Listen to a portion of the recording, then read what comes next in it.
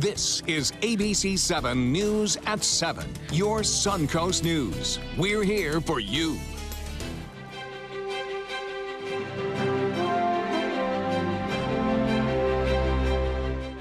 Reporting live from the Republican National Convention in Cleveland, Ohio, where the convention for Donald Trump has begun, and it has begun with a little bit of chaos as the Never Trump movement took to the floor earlier today and tried to get the rules changed in efforts to derail Donald Trump's nomination.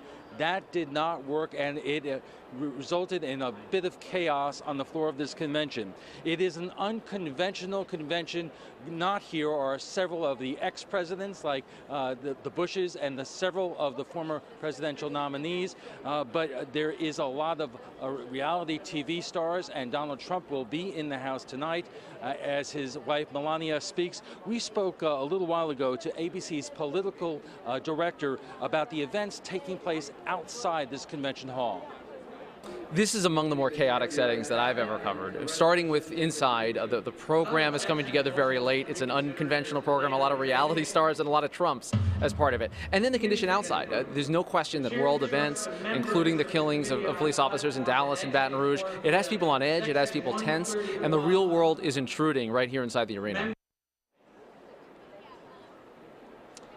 But as we said, members of the Trump family will be here tonight, and Donald Trump is on his way to Cleveland as we speak after getting into an automobile accident on his way to the airport in New Jersey. Of course, we're going to kick it back to Haley in the studio for news headlines and weather, and then later on in the show, we will be back with our roundtable. Haley, back to you. Thank you, Alan. Good evening, everyone. I'm Haley Wilgus, joining you here from Sarasota. As you just saw, we will be live from Cleveland all of this week. The convention did begin today, as Alan mentioned, with a focus on safety in response to violence across the nation and internationally. During the week, members of Trump's family are expected to speak to help voters get to know Trump, the man, and not just Trump, the candidate. Trump's wife, Melania, will speak later tonight. The convention is meant to help unify the party, but the divisions were clear late this afternoon inside the Quicken Loans Arena. Ted Cruz supporters called for a vote to change convention rules on the nominating process to make it easier for establishment candidates to win the nomination. Outraged Trump supporters interrupted the state-by-state roll call preceding the vote. The measure was rejected. ABC 7 will have live coverage all week of both the Republican and Democratic national conventions. As you just saw at the top of this newscast, Alan is in Cleveland this week with Ray Collins. They will have updates in all of our shows and our special segments on Facebook and Twitter pages as well. Be sure to follow us on there. The Democratic National Convention kicks off next week. I will be in Philadelphia with Alan and reporter Adam Cellini to bring you all of the latest developments from there. In national news, a major ruling in the Freddie Gray case. Baltimore Police Lieutenant Brian Rice has been acquitted on all charges. Rice is the highest-ranking officer of 6 charged in the death of Freddie Gray. Circuit Judge Barry Williams acquitted Rice today. Williams has already acquitted 2 other officers involved in the death. Trials for 3 other officers are expected to be complete by October. All of them are pleading not guilty. New details tonight on the deadly police ambush in Baton Rouge that killed 3 officers and wounded 3 more. Officials are still searching for the reason why Gavin Eugene Long snapped and opened fire. Investigators say the 29-year-old former Marine had been in Baton Rouge for a few days before the attack. He posted videos online under the pseudonym Cosmo, including one the day after the Dallas police massacre, saying, quote, "It's time for a war." Charmaine Adams was sitting in her car at a gas station Sunday morning when she got caught in the attack. He ended up going around to the back of the car, and the officer literally on our driver's side of the car, shooting over us. Officers were able to shoot and kill Long. Baton Rouge police say 1 officer is still fighting to survive. A 2nd officer must undergo 2 more surgeries, while the 3rd injured officer is expected to be okay. Law enforcement across the country are on high alert following the recent shooting of police. Departments are warning officers to be vigilant over potential threats. Bradenton Police Chief Melanie Bevan says officers need to trust their instincts and call for backup when necessary. We need to be aware of the threats that are out there and take every possible means of safety measures that we can to protect ourselves, because keeping ourselves safe keeps our community safe. The Manatee County Sheriff's Office says it's not changing any aspect of protocol, but is also warning officers to be prepared. Sarasota's police department is moving ahead with efforts to upgrade citywide security cameras. The department is applying to receive a $30,000 grant to replace 8 of the 12 cameras used across the city. Investigators say the cameras are crucial in helping them identify criminals. They also play a role in community policing, allowing officers to be more transparent. We can, if we get reported crimes in the area they're in, we can go back and review them to see if we catch anything on tape from the cameras. They're beneficial in that way. The cameras have been in place for over 5 years, and the equipment's just getting old, and it's time to start replacing parts of the equipment, either it's cameras or the infrastructure. The Sarasota Police Department is seeking approval of this grant from the City Commission. Sarasota County Commissioners are overhauling the language for the area's comprehensive plan. Commissioners unanimously voted today to reword more than 80 parts of this comprehensive plan, which outlines planning policies for transportation, utilities, land use, recreation, and housing moving forward. While some say this is just simple housekeeping, others argue there is power in those words. They're deceiving the public, or trying to, by saying this is just a cleanup, this is just a minor kind of thing. They are radically changing everything that protects the public from the developers' overreach. Last time it was updated in mid-2006, our demographics were a little bit different, our population projections were a little bit different. So this is a chance, it's a common thing within local government. State officials are reviewing the suggested changes. Commissioners will hold a second public hearing about the rewording before holding a vote. Lakewood Ranch's Center for Urgent Care is celebrating a successful launch after treating more than 200 emergency patients in just the past 6 weeks. The facility offers equipment typically limited to emergency rooms, including CAT scans, x-rays, IV pumps, and oxygen. The 6,700 square foot facility is also able to perform non-emergency services such as blood processing. Patients at Venice Regional Hospital will have to go without water for several hours tonight. The hospital's water supply will be shut off for up to 3 hours so crews can replace a water pipe. The hospital plans to do this work around 10 o'clock tonight after most patients are asleep. Once the pipe has been replaced, water will be turned back on and tested. Hospital officials do not expect that this process will require EMS diversion. The hospital says it will minimize the inconvenience to patients and guests. Now to Inglewood, where a shocking discovery was made at a local park. One Suncoast mother says she found hypodermic needles lying out in the open at the Inglewood Rec Center. She took some photos of the needles before throwing them away, but she's warning others to be cautious, particularly with their children. As of now, I'm not going back because that's just, I don't want my kids around things like that, you know, and if there's people there doing that kind of stuff, what if we go there, why they're there, if it is a junkie getting high, why my kids are playing there, I don't want them to see that. Sarasota County Sheriff's Office operates a training facility right next door. They say they have not received any complaints about drugs in the park. Now we'll head over to Bob and get a check on our forecast. Thanks, Haley. We've got this easterly wind today, a little stronger than usual, so no west coast sea breeze. You can see these showers from the Casey Key webcam from 3 o'clock this afternoon. The showers moving out into the Gulf of Mexico pretty quickly, too. The high today warmed up to 96 degrees, and that's well above the average, close to a record 97 set back in 1969. Right now at the airport, it's 85. Dew point, pretty comfortable, 72 degrees, humidity at 65% with that easterly wind. The humidity at the surface, anyway, stays a little bit lower. A review of the radar picture showing quickly moving showers and a few thunderstorms from east to west. Not much going on now near the coastal locations from Venice all the way down to Inglewood, but one lone shower there near Arcadia continues to pop up and produce a few lightning strikes. It's moving to the west at 10 to 15 miles an hour. You can see that quite clearly. So we'll keep a very slight chance for an evening shower in the mix during the next several hours, and mostly fair after midnight. Well, it looks as though we have a little upper level low spinning just to the east of the Bahamas, but that is weakening as it pushes off to the west and runs into this high pressure ridge. So it looks like tonight a few isolated evening showers Not out of the question. And then tomorrow, sunshine to start the day off. A few fast-moving showers late in the afternoon and evening, pushing off to the west. Eventually, we'll get that sea breeze to kick back in, I think, by midweek, and that will give us a little bit better chance to see those afternoon and evening showers and storms. Northeast winds turn to the west at 5 to 10 knots. A light chop out there for boaters, and the UV index high, and the temperature of water right now 88 degrees. The forecast for tomorrow. More storms, I think, near the coast, 95 for a high, so above average. And as far as the extended forecast goes, it looks like this.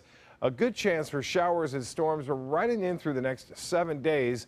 As I alluded to, the fast movers tomorrow with that easterly wind, but then we'll start to see showers and storms become a little bit more intense, I think, by midweek. And that will continue riding in through the weekend with that rain chance staying fairly high at anywhere from 50 to 60%. And always during this time of year, Haley, there's a chance that one or two of those may turn severe, especially later on this week. Back to you. Thank you, Bob. Still to come, ABC 7 at 7's Roundtable goes to Cleveland. Alan Cohn will speak with our Republican delegates and the heads of Donald Trump's Florida campaign. Stay with us.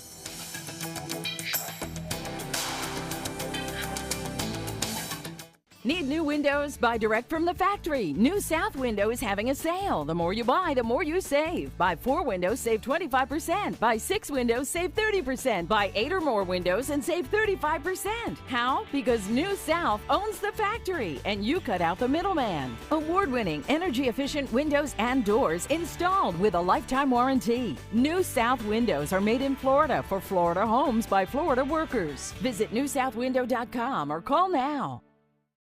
US Med has great news for anyone living with diabetes.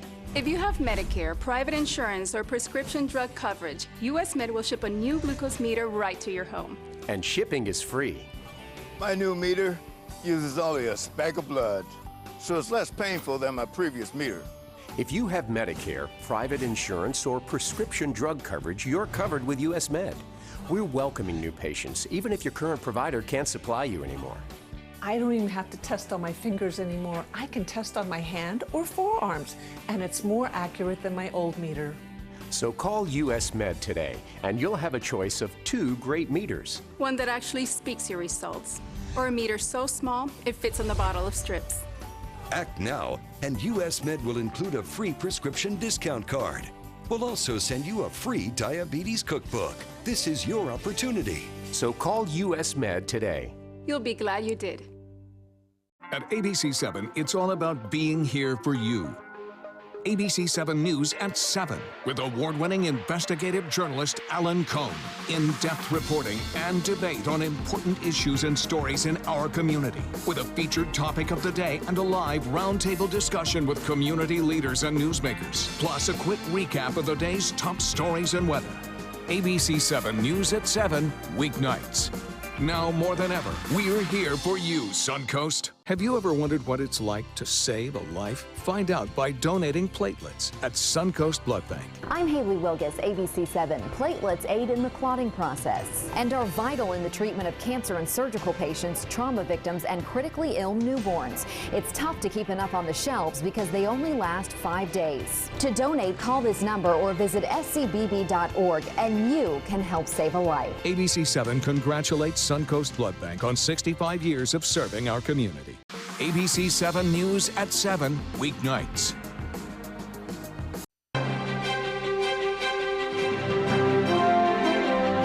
Everyone, we are at the Embassy Suites in Independence, Ohio, which is the home for the next few days of the Florida delegation to this Republican National Convention. And joining us is Joe Gruters, who is the chairperson of Donald Trump's Florida campaign.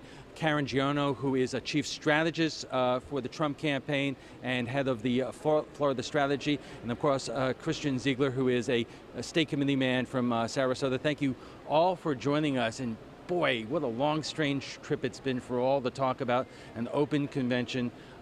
This is Donald Trump's convention. And so the question tonight is not whether Donald Trump has enough delegates to win the nomination. It is whether he can unify a party after a very tumultuous primary campaign. Well, there's a lot of excitement here, building up to this event. There's a lot of momentum building from the primaries, and Donald Trump has already unified the party.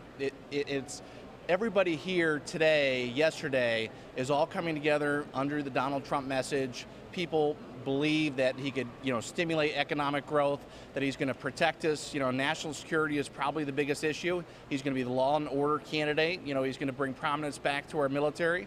And really, that's what people want. At the end of the day, people want to feel safe and they want to make sure they have a good job. And Donald Trump is going to do exactly that. And over the next week, with all eyes on Donald Trump, he's going to do that. He's going to be able to motivate everybody. All the last remaining remnants of the various groups out there amongst the Republican groups are going to come together and back Donald Trump. But not all Republicans are unified. Obviously, the last two presidents, Bush, are not here. Neither are the last two Republican nominees for president. Christian, what do delegates make of that?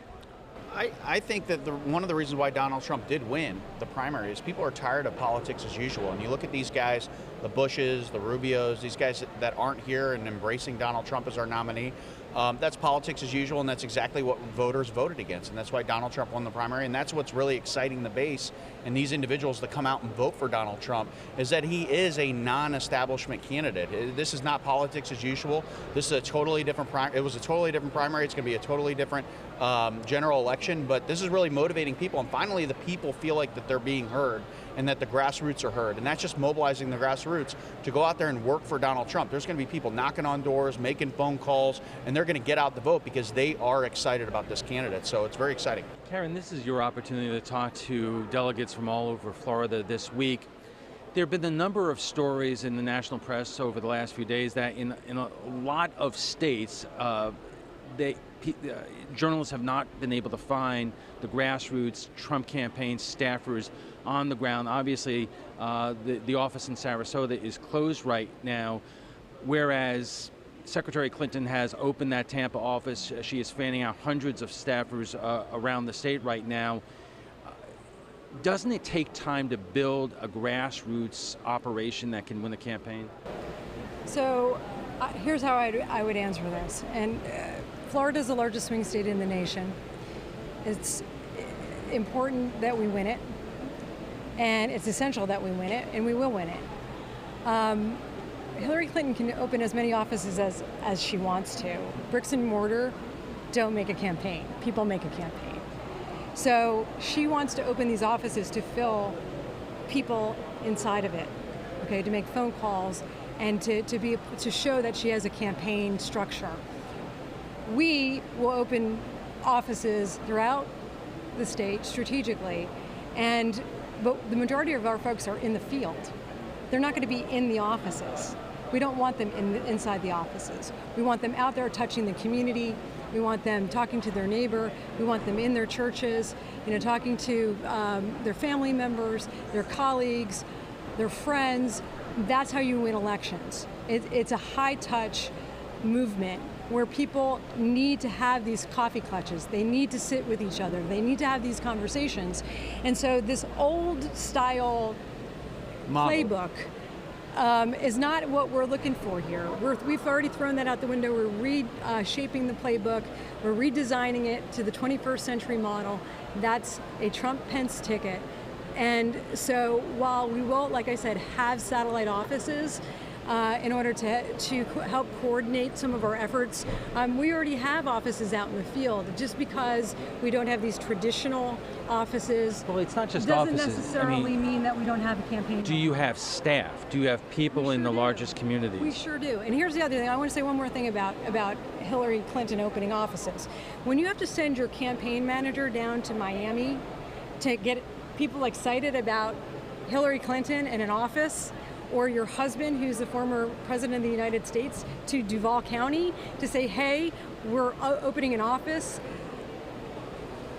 that tells me that you have a problem, because there's a low enthusiasm issue that you have to overcome. If you have to bring surrogates out to say we're opening offices in order to show there's a presence in the state, we don't have that problem. Our problem is we have so many people that are interested, and my biggest criticism is that as we were shifting gears from a primary okay, to a convention, to a general election, there's a little bit of a pause because we're restructuring and we're recalibrating and we're adding resources and we're combining resources. And so what that means is that maybe there's not the same level of activity that they had in the primary, and so people are getting anxious and antsy. So our biggest problem is actually getting enough of our volunteers engaged with activities. Right, but there's still a lot of unknowns right now. It is unknown right now whether the Trump model that was so successful in the primary would work in the general election. The other unknown is, and you could correct me if I'm wrong, in the past there were always 3 or 4 weeks separating the party's conventions. So whoever went first got a bump in the polls, and then the other party would get a bump after their convention. Here, it's right on top of each other. The news cycles are intermingling. And Joe, are you concerned that Mr. Trump is not going to get the traditional bounce because Hillary Clinton's going to announce her vice presidential nominee on Friday, and then you go right on to Philadelphia? I think whoever Hillary Clinton picks is irrelevant because I think people are ready for a change. I think people have bought into Donald Trump's message. I think people want to have America be safe again. I think they want to make America great again. And I think that Donald Trump's going to carry this momentum, and I think there will be a small bump throughout this week because all eyes are going to be on Donald Trump. But at the end of the day, I really do think that Donald Trump's going to take the lead after this week, and I don't think he's ever going to lose it. But this is going to be a roller coaster type race. It's going to be up and down, but at the end of the day, Donald Trump's message is going to win because people want to make America great again, and he's going to put people back to work, and he's going to keep Americans safe. Okay, and that's we'll have to wrap it up for tonight. I want to thank you all for joining us, and we'll be happy to talk to you all week long. It's going to be a real fun week, and we'll be back in just a moment. Hurricane season is here, and so is the official Suncoast Hurricane Guide from ABC 7. This essential resource arms you with vital information you need to protect your family and property when severe weather threatens the Suncoast, including how to create your readiness plan and survival kit, shelter locations, what to do with pets, and important phone numbers. Visit mysuncoast.com and download the official Suncoast Hurricane Guide from ABC 7. Brought to you by the Florida Lottery. Just because someone grows older, does that mean they have to grow apart from their friends or from the things they love to do? With Right at Home, it doesn't. Right at Home's professional team thoughtfully selects caregivers to help with personal care, housekeeping, meals, and most of all, staying engaged in life. Oh, thank you. Thank you. You're welcome. Are you ready to go? Oh, I sure am. We can provide the right care right at home.